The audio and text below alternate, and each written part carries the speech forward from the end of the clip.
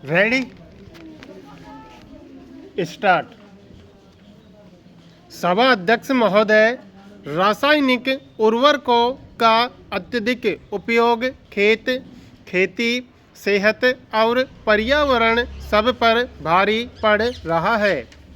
यह कोई हमारे यहाँ की ही समस्या नहीं है। रासायनिक उर्वरकों के प्रयोग का दुष्प्रभाव पूरी दुनिया में दिखाई दे रहा है। इन उर्वरकों के अत्यधिक उपयोग से भूमि की उर्वरा शक्ति प्रभावित हो रही है, तो पर्यावरण पर भी विपरीत प्रभाव पड़ रहा है। यदि हम केवल हमारे देश की ही बात करें तो जो आंकड़े सामने आ रहे हैं वे अत्यधिक चिंताजनक हैं। रासायनिक खाद के बढ़ते इस्तेमाल के कारण देश की खेती योग्य भूमि में से 30% भूमि बंजर होने की कगार पर पहुंचने लगी है। यह आंकड़ा कोई हवाई नहीं होकर centre for science and environment की रिपोर्ट के अनुसार है। पंजाब, हरियाणा सहित कई प्रदेशों में कृषि उपज के सेंचुरेशन वाले हालात हमारे सामने हैं। इसके साथ ही रासायनिक उर्वरकों और जहरीले कीटनाशकों के अत्यधिक उपयोग के कारण जानलेवा कैंसर रोग भी बहुत तेजी से बढ़ा है। हालत यह है कि पंजाब और उससे लगते हिस्सों में कैंसर आम होता जा रहा है। दरअसल औद्योगिक क्रांति की शुरुआत के साथ ही दुनिया के देशों में रासायनिक उर्वरकों का उपयोग तेजी से बढ़ा। खाद्यान्न संकट से निपटने और यूँ कहें कि कृषि उत्पादन बढ़ाने के लिए रासायनिक उर्वरक बेहतर विकल्प के रूप में सामने आए। इसमें भी कोई दो राय नहीं कि कृषि उत्पादन बढ़ने के कारण ही आज दुनिया के देश खाद्यान्न संकट से मुकाबला करने की स्थिति में आ सके हैं। हालांकि अब लगभग सभी देशों व विशेषज्ञों द्वारा रासायनिक उर्वरकों और कीटनाशकों के उपयोग को शनय कम करने पर जोर दे रहे हैं। परंपरागत और जैविक खेती पर बल दिया जा रहा है। भारत में भी जैविक खेती पर बल दिया जा रहा है और 20 राज्यों में जैविक नीति लागू करने की पहल की है। खास तौर से उत्तर पूर्वी राज्यों में तो 100% जैविक खेती वाले प्रदेश बनाया जा रहा है। विश्व में जहां भूटान जैविक खेती प्रधान देश बन गया है, वहीं भारत में हमारा सिक्किम जैविक खेती के मामले में अव्वल नंबर पर है। यह भी साफ होता जा रहा है कि जैविक और परंपरागत खेती की ओर बढ़ना ही होगा। इसमें कोई दो राय नहीं कि यह सब एक दिन में नहीं हो सकता। इसके लिए चरणबद्ध प्रयास करने होंगे। यह अनुमान लगाया गया है कि भारतीय अर्थव्यवस्था ने 30 वर्ष पहले उदारीकरण का दौर शुरू होने के बाद से 30 करोड़ की आबादी का ऐसा मध्यम वर्ग तैयार किया है जो आर्थिक रूप से मजबूत और सक्षम है।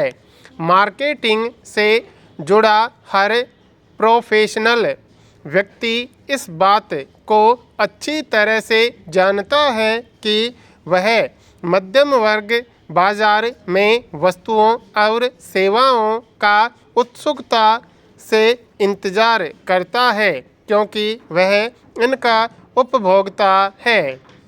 अर्थशास्त्रियों के लिए भी मध्यम वर्ग का यह माहौल उनके सिद्धांतों और भविष्य के आकलन के लिए लगातार उपयोगी रहता है। यह बात दूसरी है कि किसी भी देश में मध्यम वर्ग की एक अलग ही भूमिका रहती आई है। पश्चिम के यूनाइटेड किंगडम और फ्रांस सरीखे विकसित देशों की ऐतिहासिक पृष्ठभूमि में जाएं तो पता चलता है कि इन देशों को उन्नत और विकसित लोकतांत्रिक देश बनाने में कम से कम आंतरिक रूप से मध्यम वर्ग की असाधारण परिवर्तनकारी भूमिका रही है। यह मध्यम वर्ग ही था जो इन देशों के साथ साथ पश्चिम के किसी भी दूसरे देश में सामाजिक, आर्थिक और राजनीतिक क्रांतियों के लिए उठ खड़ा हुआ। इस वर्ग ने न केवल क्रांतियों का नेतृत्व किया बल्कि हालत बदलने में भी कामयाबी हासिल की।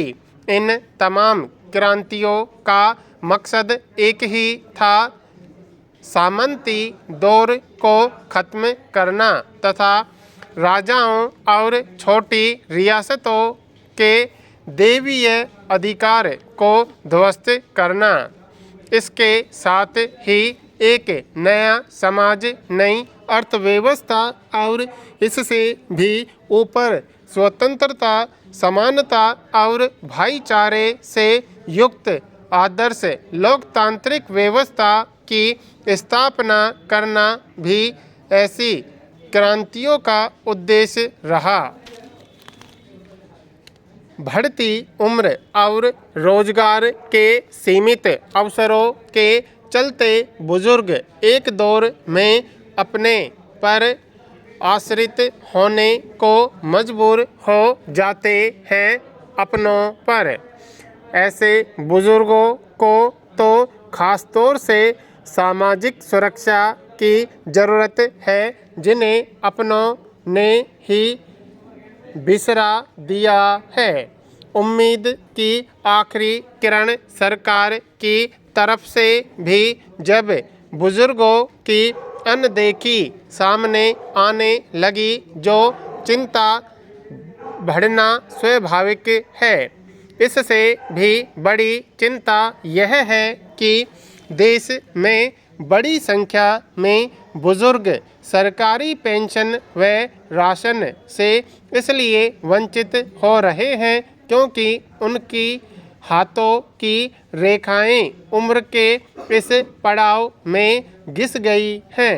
इतना ही नहीं, आँखों की पुतलियाँ भी उनकी बायोमेट्रिक पहचान नहीं कर पा रही।